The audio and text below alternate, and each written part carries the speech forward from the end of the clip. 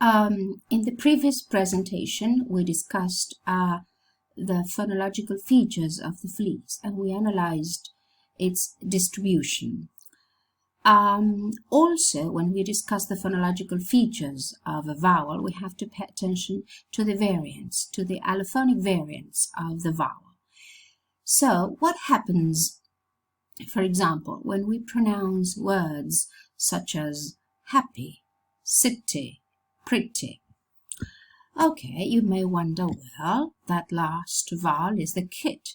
Well, it's not the kit. It's a weak fleas. It's not the strong fleas we've already described. It's not E, it's not happy. It's happy. It's a weak fleas. It's shorter. And it's a bit more tense than the kit. And we use that symbol for the weak fleas, which occurs in unstressed syllables, especially at the end of words. So we have to remember that when we transcribe. And the strong fleas, going back to the strong fleas, which occurs typically in stressed syllables, the strong fleas undergoes some changes too. So there is a variant we can identify, and we call this process pre-fortis clipping. To clip is to cut, to shorten. Let's explain this process. In English, when a vowel is followed by a voiced consonant, the vowel keeps its natural length. For example, if I say feed, feed, feed, it's followed by a voiced consonant, d. And if it occurs in an open syllable, that is to say, not followed by any consonant, as in fee, fee, it also keeps its natural length. It's still e, e, fee, feed, see, seed, bee, bead. But sometimes the fleas is followed by a voiceless consonant. When it's followed by a voiceless consonant or fortis consonant, the vowel is shortened. It becomes shorter. It's clipped. And the process is pre-fortis clipping because there is clipping or shortening of the vowel before a fortis or before a voiceless consonant. For example, be, bead. In an open syllable, it keeps its length, followed by a voiced consonant, it keeps its length. Be, bead. But when you say beat, beat, t is voiceless. You've studied that voiceless consonants are called fortis because we don't have the support of the vocal cords here. Because we don't have the support of the vocal cords, we need more muscular effort to produce the t. Because of that affects the vowel, the preceding vowel, because we need so much effort to produce the t that we have to shorten the previous vowel. So instead of saying beat, like bead, beat, we say beat, beat. It's the fleas is shorter. But it's not the kit. We have to keep the same quality of the fleas. It's E, but a bit shorter. But don't make it different. Don't say bit. Because if you say bit, bit, you're changing the meaning. So bead is not the same as bit. So it's a fleas, but shorter. We call it a clipped fleas. Fee, feed, in these cases, it keeps its natural length, and in feet, feet, feet, it's a bit shorter. So that clipped fleas is a variant. Because it's a variant, or allophone, we enclose it between brackets. So we use brackets here because we are showing the different variants of the phoneme. The phoneme E between slanting brackets, between slanting lines, has different variants. Long, naturally long, or clipped before voiceless consonants. Let's read some examples. Bead, beat, bead, beat. Here, in the second case, it's a bit shorter. It's a clipped fleece. Seize, cease, seed, seat, weed, wheat, greed, greet. Okay, so to sum up, when the fleece, and that applies to all vowels and diphthongs, when the fleece is followed by a voiced consonant, or when it occurs in an open syllable, the sound preserves its length. But when it's followed by a voiceless consonant, the sound is clipped or shortened. And look at the symbol. It's a fleece with just one dot because it's lost some of its length. Beat, beat.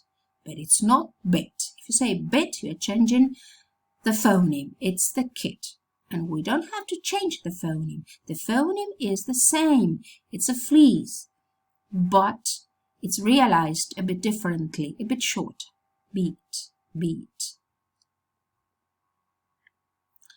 Now let's move on to the kit. We've already studied the different criteria we need to follow to describe and classify vowels. We have to apply the same criteria in the description and classification of all vowels. So, if we have to analyze the kit from the phonetic point of view, we have to imagine the tongue going up, the front of the tongue going up to this position. You see, it's not closed position. It's above the half closed position. The fleece is in the closed position. This is above the half closed position. Which part of the tongue goes up? The front. Okay, the same as for the fleece, but nearer to the center. And the lips. The lips are loosely spread. I, I, I. And as for quantity, it's short and lax. I, I, because our tongue is lax. It's not tense. So it's a half close, front, loosely spread vowel. It's short and lax. Phonologically speaking, well, we know we have to analyze the distribution in the syllable and word and the variants or the elephant. Well, we have to say that the kit doesn't occur in all positions. It doesn't occur word finally. It only occurs in initial and medial position. So we say that it has restricted occurrence. It has restricted occurrence. So it's a checked vowel. It's checked. It's not free. It's checked because it has restricted occurrence. It can only occur in closed syllables. That is to say, it can't occur finally. It has to be followed by a consonant. So initially, in, ill, inch, image. So there we have a kit in initial position, for example, and in medial position. And finally, medial position, rich, village, again, village, both are medial. Wicked, both are medial. Women, both are medial. And kissing, again, both are medial. But it doesn't occur finally. You won't find the kit in final position. So, the kit doesn't occur in final position. What happens in words such as pretty, silly, city, tricky? Well, in these positions, you won't pronounce the kit there in final position. You'll pronounce the weak fleas. Many years ago, the kit was pronounced finally in the word, but now that has become obsolete or old-fashioned. So it's pretty, silly, city, tricky. The last sound is the weak fleas. And it also undergoes pre-fortis clipping. All vowels undergo pre-fortis clipping, except the schwa. We'll come back to this later on. Because when the kit is followed by a voiced consonant, it keeps its natural length. Bin, big, king, lid, pig, skin. But when it's followed by a voiceless consonant, or fortis, the vowel is clipped, it's shortened. Let's compare. Bid. There it keeps its length. I mean, it's a short vowel. Remember, it's short. So it keeps just the length of the short vowel. But when you say bit, it's still shorter, you see? Bid, bit. Ridge, rich. Build, built. Let's move on to the dress. Now you probably find this easier because you are becoming familiar with this vowel diagram, imaginary space within the oral cavity. We can imagine the movements of the tongue, going up and down, backwards and forwards, and the shape of the lips. What happens when we produce the dress? The dress. Well, it's still the front of the tongue, which goes up to the mid position. So it's not high, it's not it's not close, not half close. It's above the half open position. We can say in the mid position. The tongue goes up to that position, the front of the tongue. And the lips are loosely spread. Loosely spread. And it's short and lax. So it's a half open, front loosely spread vowel.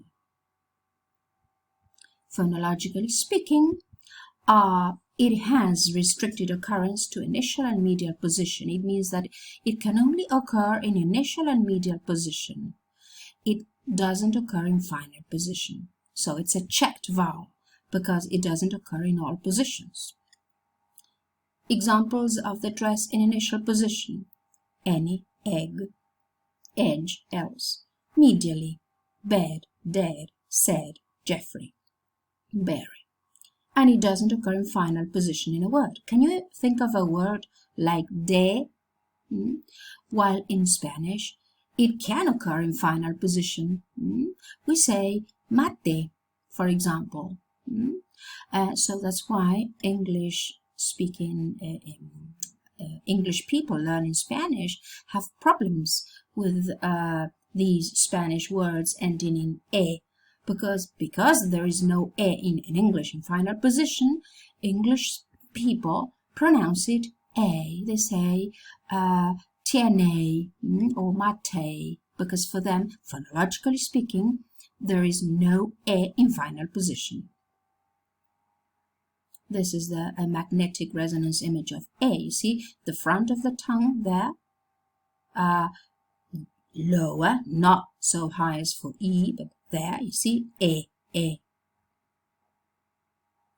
And it also undergoes pre-fortis clipping. If it's followed by a voiced consonant, it keeps its natural length. But if it's followed by a voiceless consonant, it's clipped.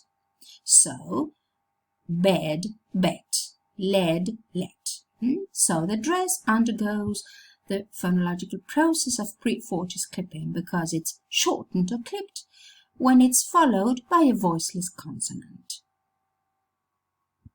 And finally, we have the trap.